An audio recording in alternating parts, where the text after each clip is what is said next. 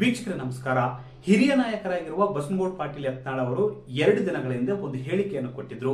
ಅದೇನಪ್ಪ ಅಂದ್ರೆ ರಾಜ್ಯಾಧ್ಯಕ್ಷರಾಗಿರುವ BY ವಿಜಯೇಂದ್ರ ಅವರನ್ನು ಅಧ್ಯಕ್ಷ ಸ್ಥಾನದಿಂದ ಕೆಳಗಿಳಿಸದೇ ಇದ್ರೆ ಮುಂದಿನ ದಿನಗಳಲ್ಲಿ ನಾನು ಹಿಂದುತ್ವ ಮತ್ತು ಅಭಿವೃದ್ಧಿ ಆಧಾರದ ಮೇಲೆ ಹೊಸ ಪಕ್ಷ ಕಟ್ಟುವುದಾಗಿ ಒಂದು ಹೇಳಿಕೆಯನ್ನು ನೀಡಿ ಸಂಚಲನ ಉಂಟು ಮಾಡಿದ್ರು. ಅಷ್ಟೇ ಅಲ್ಲ, ಬಿಜೆಪಿಯಲ್ಲಿ ಒಂದಷ್ಟು ಚರ್ಚೆಗೊಳಪಡುವಂತೆ ಕೂಡ ಮಾಡಿದ್ರು.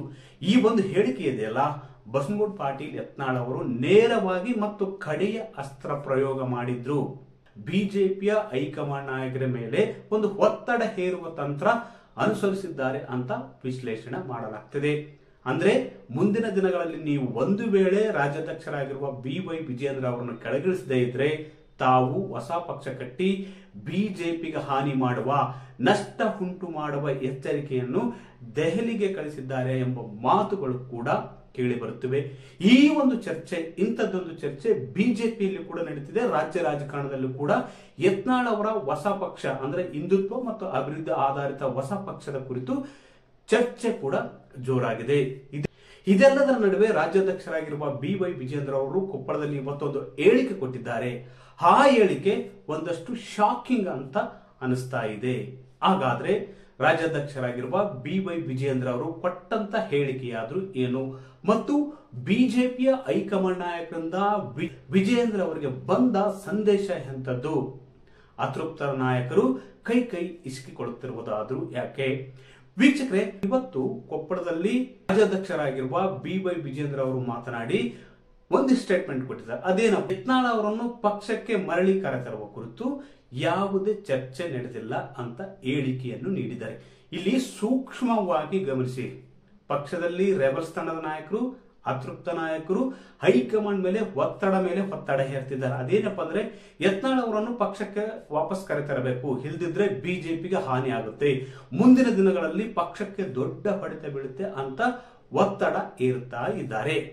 ಆದ್ರೆ ಈ ಕುರಿತು ಅಂದ್ರೆ ಯತ್ನಾಳ್ ಅವರನ್ನು ಪಕ್ಷಕ್ಕೆ ವಾಪಸ್ ಕರೆತರುವ ಕುರಿತು ಪಕ್ಷದಲ್ಲಿ ಯಾವುದೇ ಚರ್ಚೆ ನಡೀತಿಲ್ಲ, ಈ ಕುರಿತು ಸಮಾಲೋಚನೆ ನಡೆಯುತ್ತಿಲ್ಲ ಅಂತ ಹೇಳಿಕೆ ನೀಡುವ ಮೂಲಕ ಬಹುತೇಕ ಯತ್ನಾಳ್ ಅವರನ್ನು ಪಕ್ಷಕ್ಕೆ ಮರಳಿ ವಾಪಸ್ ಕರೆತರುವುದು ಬಹುತೇಕ ಡೌಟ್ ಅಂತ ಹೇಳಲಾಗ್ತದೆ. ಯಾಕಂದ್ರೆ ಈ ವಿಷಯವನ್ನು ಮಾತಾಡ್ತಿರುವುದು ಅತೃಪ್ತ ನಾಯಕರು, ರೆಬಲ್ಸ್ ತಂಡದ ನಾಯಕರು ತಮ್ಮ ಮೀಟಿಂಗ್ಗಳಲ್ಲಿ ಮತ್ತು ಬಹುತೇಕ ಹೈಕಮಾಂಡ್ ನಾಯಕರಲ್ಲಿ ಒತ್ತಡ ಹೇರುವ ತಂತ್ರದ ಭಾಗವಾಗಿ ಯತ್ನಾಳ್ ಅವರನ್ನು ವಾಪಸ್ ಕರೆತರಬೇಕು ಅಂತ ಹೇಳುತ್ತಿದ್ದಾರೆ ಹೊರತು ಇಂಥ ಯಾವುದೇ ಒಂದು ಚರ್ಚೆ ಪಕ್ಷದಲ್ಲಿ ನಡೆದಿಲ್ಲ ಅಂತ ಹೇಳುವ ಮೂಲಕ ಯತ್ನಾಳ್ ಅವರನ್ನು ಪಕ್ಷಕ್ಕೆ ವಾಪಸ್ ಹಾಕಿ ಸುಲಭವಲ್ಲ ಎಂಬ ಸಂದೇಶವನ್ನು ವಿಜಯೇಂದ್ರ ಅವರು ನೀಡಿದ್ದಾರೆ ಅಂತ ಹೇಳಲಾಗ್ತದೆ.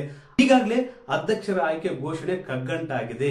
ಆದ್ರೆ ಇದೆಲ್ಲದಕ್ಕೂ ತಲೆ ಕೆಡಿಸಿಕೊಳ್ಳದೆ ನೀವು ನಿಮ್ಮ ಪಾಡಿಗೆ ಕೆಲಸ ಮಾಡುತ್ತಾ ಇರಿ ಅಂತ ಡೆಲ್ಲಿ ನಾಯಕರಿಂದ ಅಂದ್ರೆ ಹೈಕಮಾಂಡ್ ನಾಯಕರಿಂದ ವಿಜಯೇಂದ್ರ ಅವರಿಗೆ ಸಂದೇಶ ಬಂದಿದೆ ಅಂತ ಹೇಳಲಾಗ್ತದೆ. ಯಾಕಂದ್ರೆ ಅಧ್ಯಕ್ಷರನ್ನು ಬದಲಿಸಬೇಕು ಅಂತ ಅತೃಪ್ತ ನಾಯಕರು, ತಟಸ್ಥ ಬಣದ ನಾಯಕರು, ರೆಬಲ್ಸ್ ತಂಡದ ನಾಯಕರು ಎಲ್ಲರೂ ಒತ್ತಡ ಹೇರ್ತಿದ್ರು ಕೂಡ ಹೈಕಮಾಂಡ್ ಯಾವುದೇ ತೀರ್ಮಾನ ಮಾಡ್ತಿಲ್ಲ. ಅಂದ್ರೆ 3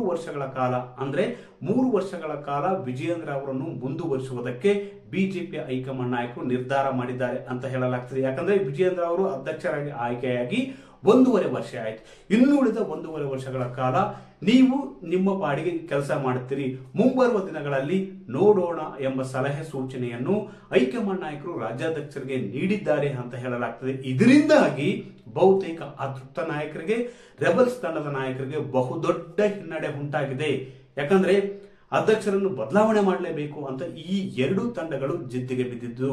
ಆದ್ರೆ ಜಿದ್ದಿಗೆ ಬಿದ್ದ ನಾಯಕರ ಸಮಸ್ಯೆಯನ್ನು, ಅಹವಾಲನ್ನು ಆಲಿಸಿದ್ದು ಬಿಟ್ರೆ ಹೈಕಮಾಂಡ್ ನಾಯಕರು ಇದುವರೆಗೂ ಯಾವುದೇ ಒಂದು ಭರವಸೆಯನ್ನು ಈ ನಾಯಕರಿಗೆ ಕೊಟ್ಟಿಲ್ಲ ಅಂತ ಹೇಳಲಾಗ್ತದೆ. ಬಹುತೇಕ ಎಲ್ಲ ರಾಜ್ಯಗಳ ಅಧ್ಯಕ್ಷರ ಆಯ್ಕೆ ನಡೆದಿದೆ.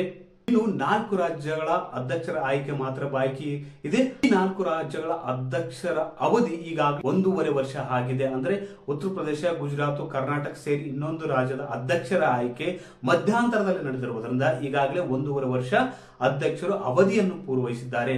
ಬಹುತೇಕ ಬಿಜೆಪಿಯಲ್ಲಿನ ಅಧ್ಯಕ್ಷರ ಅವಧಿ 3 ವರ್ಷಗಳ ಕಾಲವಾಗಿದೆ. ಹೀಗಾಗಿ 1 ವರ್ಷ ಅವಕಾಶ ನೀಡುವುದಕ್ಕೆ ಬಿಜೆಪಿ ಹೈಕಮಾಂಡ್ ನಾಯಕರು ನಿರ್ಧಾರ ಮಾಡಿದ್ದಾರೆ ಅಂತ ಹೇಳಲಾಗ್ತದೆ. ಒಟ್ಟಾರೆಯಾಗಿ ಬಿಜೆಪಿಯಲ್ಲಿನ ಬೆಳವಣಿಗೆಗಳು ದಿನದಿಂದ ದಿನಕ್ಕೆ ಕುತೂಹಲ ಮೂಡಿಸುತ್ತಿದ್ದಾವೆ ಹೊರತು ಅಧ್ಯಕ್ಷರ ಆಯ್ಕೆ ಮತ್ತು ಘೋಷಣೆ ಆಗುತ್ತಿಲ್ಲ.